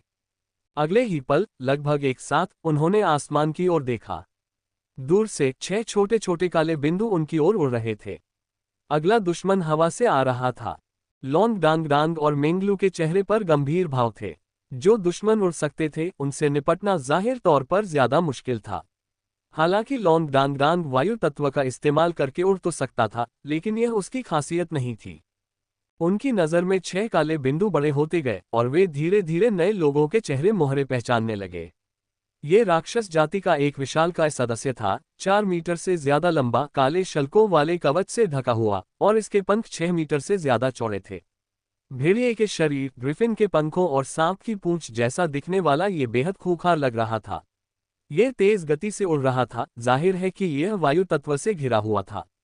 यह उड़ने वाला दानव बीटा है, मेंगलू ने अचानक कहा। लॉन डांगडांग के पूछने का इंतजार किए बिना उसने जल्दी से समझाया, इसमें गहरे अंधेरे और हवा के पहलू की दोहरी विशेषताएं हैं। उड़ने वाला दानव बीटा मैकोसियास जनजाति का है। मैकोसियास कभी दानव जनजाति का 35वां दानव देवता था। इसकी शक्ति शायद 5वें रैंक के शिखर जितनी है। मेंगलू की बात सुनकर लॉन डांगडांग चौंक गया और उसके मुंह से अनायास ही आह निकल गई। ऐसे प्रतिद्वंद्वी से निपटना आसान नहीं होगा। आकाश में 6 उड़ते हुए दानव बीटाओं ने एक हल्का बैंगनी काला रंग उत्सर्जित किया, जो मध्य हवा में गहरे अंधकार की एक मजबूत आभा थी। लॉन डांगडांग अपनी जादुई छड़ी निकालकर मंत्र पढ़ने ही वाला था कि मेंगलू ने आगे बढ़कर उसका हाथ पकड़ लिया। जल्दी मत करो। उड़ते हुए दानव बीटा में शारीरिक और जादुई दोनों क्षमताएं हैं, जो नजदीकी से लेकर मध्यम दूरी तक की लड़ाई में माहिर हैं। वे ऊपर चढ़ेंगे। उनके गोता लगाने वाले हमलों से सावधान रहना। मैं उनके खोजी हमलों का जवाब दूंगा। जैसे ही वे नीचे उतरेंगे, निर्णायक प्रहार करने का लक्ष्य रखना और 1-2 को मार गिराना। उनकी नजदीकी हमला करने की शक्ति जेड ग्रीन ड्यूल ब्लेड दानव जितनी मजबूत नहीं है, लेकिन वे विशेषता सहायता में माहिर हैं। मेंगलू बोलते हुए, उसकी आवाज में पहले जैसी कोमलता कम हो गई, उसकी खूबसूरत आंखों में गंभीरता की एक झलक झलक रही थी। निस्संदेह ये चौथा स्तर प्रथम वर्ष के परीक्षार्थियों के लिए एक बड़ा मोड़ साबित हुआ। ठीक है, लॉन डांगडांग ने ज्यादा कुछ नहीं कहा। दोनों हाथों से अपना एस्टोप पकड़े हुए उसने आंखें बंद कर ली।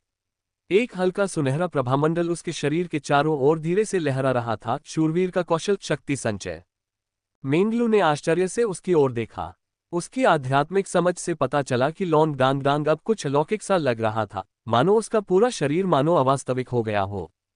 तभी फ्लाइंग डेमन बीटा के हमलों का पहला दौर शुरू हुआ। गहरे रंग के पवन ब्लेडों की एक श्रृंखला कान फाड़ देने वाली चीखों के साथ बाहर निकली। जैसे ही वे गोता लगाने लगे, वे तेजी से बरसने लगे। शक्तिशाली प्रकाश तत्व, मैं आपकी सुरक्षा की प्रार्थना करता हूँ। एक पवित्र आत्मा में परिवर्तित हो जाए, अपने दूत की रक्षा कीजिए। मेंगलू की आवाज एक बार फिर धीमी हो गई, उसकी कोमल आवाज हवा में गूंज उठी। आसमान से गिरता हुआ सुनहरा प्रकाश स्तंभ अचानक चमक उठा, एक चमकदार आभा फूट पड़ी। यह एक शानदार सुनहरे घेरे में बदल गया, जिसने मेंगलू और लॉन्ग डांग डांग दोनों को घेर लिया। हालांकि लॉन्ग डांग डांग शक्ति संचय कर रहा था, फिर भी वह खुद एक प्रकाश विशेषज्ञ जादूगर होने के नाते अपने आसपास क्या हो रहा है, ये भांप पा रहा था। फिर भी इस समय मेंगलू द्वारा इस्तेमाल किए जा रहे चमकदार जादू ने उसे काफी चौंका दिया। यह कोई सामान्य मंत्र नहीं था, बल्कि उसी विशेषता का एक मिश्रित जादू था। उस साधारण मंत्र में दो जादू समाहित थे, दीप्ति आशीर्वाद और पवित्र आत्मा सुरक्षा। ये गुण गहनता और रक्षात्मक परिणाम थे। जब ये प्रभाव एक दूसरे पर छा गए और सीधे लागू किए गए, तो परिणामी प्रभाव तेजी से बढ़ा। चमकदार पवित्र आत्मा रक्षक पर गिरने वाले जेट ब्लैक पवन ब्लेड तुरंत विघटित हो गए, जिससे केवल सुनहरे प्रकाश की हल्की लहरें पैदा हुईं। अब तक उड़ता हुआ दानव बीटा उनके सिर से लगभग 50 मीटर ऊपर उड़ चुका था। प्रकाश की उपस्थिति का आभास पाकर वे और भी क्रोधित होते गए और हिंसक रूप से गोता लगाने लगे। उनके चारों ओर काली ऊर्जा के भाले प्रकट हो रहे थे और उनकी वायु और गहन अंधकार के तत्व और भी सघन और मूर्त होते जा रहे थे। 40 मीटर, मेंगलू की स्पष्ट और मधुर आवाज लॉन्ग डांग डांग के कानों तक पहुंची। अगले दौर के हमलों को नजरअंदाज करो। 30 मीटर, मेंगलू की आवाज फिर आए। 6 काले भाले निर्दयतापूर्वक गिरे, जिससे चमकीला पवित्र आत्मा रक्षक हिंसक रूप से हिलने लगा तथा उसका प्रकाश धीरे धीरे मंद पड़ने लगा। 20 मीटर, मैं 1 सेकंड में ग्रुप को कंट्रोल कर लूंगी। मेंगलू की आवाज फिर आए। उसी समय उसने अपना जादुई डंडा उठाया। उसकी छाती पर एक चमकदार सुनहरी रोशनी फूट पड़ी, जिससे एक बेलनाकार सघन स्पिरिट भट्टी दिखाई दी। स्पिरिट भट्टी पर लगे रून आकर्षक ढंग से चमक रहे थे, जिससे प्रभुत्व का आभास हो रहा था। अगले ही पल आत्मा की भट्टी से निकली रोशनी उसके जादुई डंडे में समा गई। अचानक आकाश का एक विशाल क्षेत्र सुनहरे रंग में रंग गया। एपिफेनी आकाश में आधी ऊंचाई पर प्रकट हुई, 5 मीटर से भी ज्यादा व्यास वाला एक सुनहरा हथौड़ा, जो एक अदृश्य चमक में लिपटा हुआ था। गोता लगा रहे 6 उड़ते हुए दानव बीटा चौंक गए। उन्होंने जोर जोर से अपने पंख फड़फड़ाए, फिर से ऊपर चढ़ने की कोशिश की। लेकिन उसी क्षण सुनहरा हथौड़ा नीचे आ गिरा। बूम! आकाश में एक धीमी गर्जना गूंजी और हवा में एक सुनहरी लहर फैल गई, जो 300 मीटर के व्यास में फैली हुई थी। 6 उड़ते हुए दानव बीटा लगभग एक साथ जमीन से कम 20 मीटर की दूरी पर स्तब्ध हो गए। उनके पूरे शरीर सुनहरी बिजली से चमक उठे, उनकी ऊर्जा नाटकीय रूप से कम हो गई। अब मेंगलू ने तुरंत चिल्लाकर कहा। जैसे ही उसने अपना मुंह खोला, उसके शरीर से एक तीव्र शक्ति का प्रवाह फूट पड़ा। मेंगलू ने अभी अभी आत्मा भट्टी की क्षमताओं का इस्तेमाल किया था और उसका पूरा शरीर अस्थायी रूप से क्षीण हो गया था। उसने यह नहीं देखा कि लॉन्ग डांग डांग ने ये कैसे किया, उसने बस अनगिनत कांटों को ऊपर उठते हुए महसूस किया, जिससे हवा में तेज सीटी बजने लगी।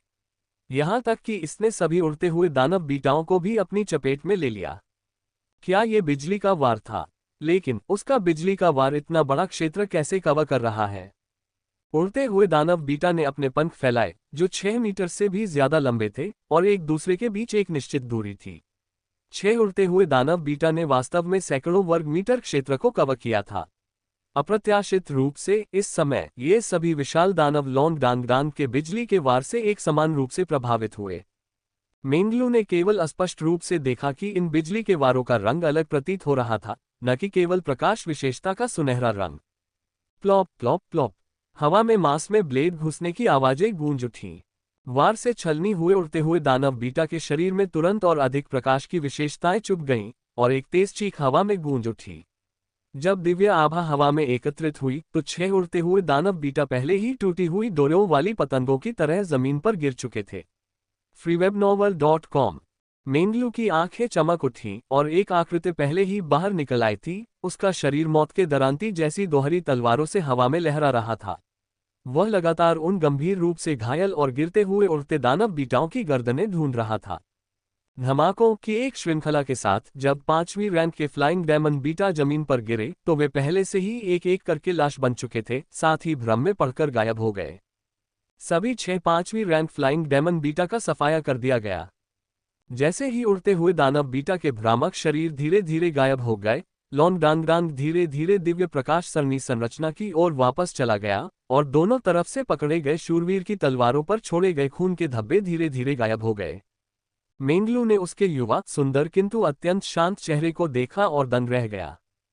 सब मारे गए। हालांकि उसे अपनी दिव्य हथौड़ा आत्मा भट्टी की क्षमताओं पर पूरा भरोसा था, जिसमें चमक और आध्यात्मिक शक्ति का संयोजन था। भीड़ नियंत्रण के लिए बीटा फ्लाइंग राक्षसों के शरीर मजबूत थे। उसके शुरुआती अनुमान के अनुसार वह 1 या 2 को मार सकती थी और ज्यादा से ज्यादा 1 या 2 को गंभीर रूप से घायल कर सकती थी, जो पहले से ही सबसे अच्छा परिदृश्य था। उसके पास अगले कौशल भी तैयार थे, लेकिन अब स्पष्ट रूप से इसकी आवश्यकता नहीं थी। क्या लोंगडांगडांग का समूह क्षति का तत्काल विस्फोट इतना शक्तिशाली था? उसके शरीर पर पड़ने वाला प्रकाश क्या विस्फोटक विस्फोट है? मूल रूप से तैयार कौशलों को रद्द करते हुए एक स्वर्ण और एक श्वेत आवरण वाला लोंगडांगडांग। दिव्य प्रकाश, उपचार का प्रकाश। पुजारियों के पास उपचार और पुनर्प्राप्ति कौशल की कभी कमी नहीं होती। विस्फोटक विस्फोट से आई कमजोरी धीरे धीरे गायब हो गई। लोंगडांगडांग ने मेंगलू को अंगूठा दिखाया। दोनों एक दूसरे को देखकर मुस्कुराए और उनके बीच मौन समझ की एक अदृश्य भावना जुड़ गई। चाहे वह फ्लाइंग डेमन बीटा के हमलों से मेंगलू का बचाव हो या उसके लिए दूरी की रिपोर्ट करना हो या दिव्य हथौड़े से उसका शक्तिशाली भीड़ नियंत्रण हो, वह समय खरीदने और उसके लिए मौके बनाने में उत्कृष्ट थी। अन्यथा वो लगभग तुरंत ही सभी फ्लाइंग डेमन बीटा को नहीं मार पाता। भीड़ नियंत्रण के बिना अगर फ्लाइंग डेमन बीटा बिखर भी जाते तो ये पहले से ही काफी प्रभावशाली होता अगर उसका हमला उनमें से 2 को भी कवर कर लेता। राक्षस जनजातियों की इस चौथी लहर को तेजी से मारने में सक्षम होने के लिए ये निश्चित रूप से उनकी ताकत और विस्फोटक शक्ति से संबंधित है और समन्वय भी आवश्यक है। बिना कुछ और कहे परीक्षा अभी खत्म नहीं हुई थी। वे दोनों वहीं बैठ गए, मौन ध्यान में मग्न हो गए और दिव्य प्रकाश श्रृंखला संरचना में हुई पिछली थकान से उबर गए। लोंगडांगडांग और उनकी टीम ने 6 फ्लाइंग डेमन बीटा से सफलतापूर्वक निपटा, लेकिन दूसरी तरफ लोंग कोनकोंग और हिया होंगिन के लिए चीजें उतनी आसानी से नहीं हुई। जब उन्होंने 6 उड़ते हुए दानव बीटाओं को अपनी ओर आते देखा तो लोंग कोनकोंग और हिया होंगिन दोनों दंग रह गए। हम क्या करें? हिया होंगिन ने सहज भाव से लोंग कोनकोंग की ओर देखा। लोंग कोनकोंग ने पलकें झपकाएं, इधर उधर देखा, फिर अचानक चिल्लाया, भागो। बोलते बोलते उसे एक दिशा दिखाई दी और वह भाग गया। उन्हें नहीं पता था कि ये 6 उड़ने वाले दानव बीटा किस प्रजाति के थे, लेकिन इसमें कोई शक नहीं कि उनमें उस जैद हरे 2 ब्लेड वाले दानव के बराबर या उससे भी ज्यादा ताकत थी, जिसका उन्होंने पहले सामना किया था। इसके अलावा उनमें उड़ने की क्षमता भी थी। जिस समतल जमीन पर वे खड़े थे वहां छिपने की कोई जगह नहीं थी, इसलिए आमने सामने की टक्कर का सवाल ही नहीं उठता था। हिया होंगइन के पास कोई और बेहतर योजना नहीं थी, इसलिए वह लोंग कोनकोंग के पीछे दौड़ा। तभी उसने देखा कि लोंग कोनकोंग की साधना का स्तर कम होने के बावजूद वह अविश्वसनीय रूप से तेज था। जब भी उसके पैर जमीन को छूते वह चतुराई से बल लगाता, जिससे हवा में उसकी गति बढ़ जाती। इसमें कोई शक नहीं कि ऊपर उड़ते हुए दानव बीटा उनकी दौड़ने की गति से कहीं ज्यादा तेज होंगे। उनके बीच की दूरी कम होती जा रही थी और हवा में काली हवा की धारें बनने लगी थीं। कूदने के लिए तैयार हो जाओ, लोंग कोनकोंग की आवाज आगे से गूंजी। तभी हिया होंगिन ने देखा कि वे एक छोटी सी पहाड़ी पर पहुंच गए हैं। लोंग कोनकोंग ने अचानक छलांग लगाए और जमीन पर उतरते ही ढाल को अपने नीचे रख लिया। उसके नितंब ढाल से टकराए और वह तेजी से पहाड़ी से नीचे गिर पड़ा। उनके नेतृत्व में हिया होंगिन ने भी वैसा ही किया, जिसके परिणामस्वरूप वे तेजी से दूर चले गए। हवा के झोंके उनके पीछे जमीन से टकराए, जिससे धरती फट गई। पहाड़ी की आड़ में वे क्षण भर के लिए उड़ते हुए दानव बीटा की नजर से बच गए। ठीक है, लोंग कोनकोंग चिल्लाया और अचानक एक तरफ मुड़ गया और 2 पहाड़ियों के बीच की खाई का फायदा उठाकर फ्लाइंग डेमन बीटा की नजरों से बच निकला। अपनी पवित्र तलवार तैयार करो भाई हिया, उन्हें सीक मार दो। तभी हिया होंगेन की नज़र उस संकरे रास्ते पर पड़ी जो दोनों तरफ लगभग 100 मीटर ऊंची पहाड़ियों से घिरा था। इसमें कोई शक नहीं था कि ये ऊंची चट्टानें विशालकाय उड़ते हुए दानव बीटा को एक साथ उड़ने से रोक देंगी। वह लॉन कोनकॉन के इरादों को समझ गया और उसने एक गहरी सांस ली, जिससे उसका विस्फोटक विस्फोट प्रज्वलित हो गया। लॉन कोनकॉन का एक देवदूत का आशीर्वाद उस पर पहले से ही था, जिसने उसके विस्फोटक विस्फोट के क्षण ही उससे मजबूती प्रदान की। गति धीमी पड़ गई और दोनों अपनी ढालों से उछल पड़े। हिया होंगेन तेजी से घूमा, अपनी ढाल छोड़ दी और दोनों हाथों से अपनी शूरवीर तलवार थाम ली। एक चमकदार सुनहरी रोशनी फूट पड़ी, उसकी शक्ति संचयन अपने चरम पर पहुंच गया। उसके शरीर से प्रकाश तत्व फूट पड़े और तलवार से किरणें फूट पड़ी। देवदूत के आशीर्वाद के प्रभाव से वह अपनी पूर्व अवस्था में लौट आया। वह अपने सौभाग्य पर आश्चर्यचकित हुए बिना नहीं रह सका कि पिछली लड़ाइयों में वह पूरी तरह से नहीं थका था। अगर ऐसा नहीं होता तो वह पवित्र तलवार का उपयोग नहीं कर पाता। पवित्र तलवार की रोशनी ने संकरे रास्ते को जगमगा दिया। तभी पहला उड़ता हुआ दानव बीटा आक्रमण करता हुआ आया और उसने हिया होंगिन को शक्ति से आवेशित होते देखा। तुरंत ही गहरे अंधकार से बना एक भाला उनकी ओर तेजी से बढ़ा। घबराओ मत, लॉन कोनकॉन की आवाज बिल्कुल सही समय पर आई। वह एक झटके में हिया होंगिन के सामने प्रकट हुआ, अपने सामने अपनी ढाल पकड़े हुए, साथ ही साथ अपने एलिमेंटल वोटेक्स स्पिरिट फनेस को सक्रिय कर दिया। क्लैंग, दिव्य रक्षा सामरिक अवरोध। काला भाला चकनाचूर हो गया और उसकी शक्ति का एक हिस्सा लॉन कोनकॉन की ढाल ने सोख लिया और एलिमेंटल वोटेक्स डिवोन ने भी सोख लिया, जिससे लॉन कोनकॉन को और बल मिला। अगले ही पल लॉन कोनकॉन एक तरफ खिसक गया। बाकी फ्लाइंग डेमन बीटा तेजी से आगे बढ़े और पहला बीटा करीब आ रहा था। बिना किसी चेतावनी के हिया होंगिन की पवित्र तलवार में विस्फोट हो गया। बिना किसी हिचकिचाहट के तीनों क्षमताएं विस्फोटक विस्फोट, शक्ति संचय और पवित्र तलवार एक में विलीन हो गईं। तलवार की चमकदार रोशनी रेशम के एक बोल्ट की तरह आगे की ओर बढ़ी। हाँ, उसने वार करने के बजाय वार करना चुना। क्या सीख को सीख मारना ही नहीं चाहिए? अगर वह वार कर रहा होता तो पहला उड़ता हुआ दानव बीटा ज्यादा वार झेल पाता। चमकदार सफेद रोशनी फूट पड़ी और पवित्र तलवार आगे बढ़ी। संकरे रास्ते में उड़ते हुए दानव बीटा के विशाल शरीर के पास बचने का कोई रास्ता नहीं था।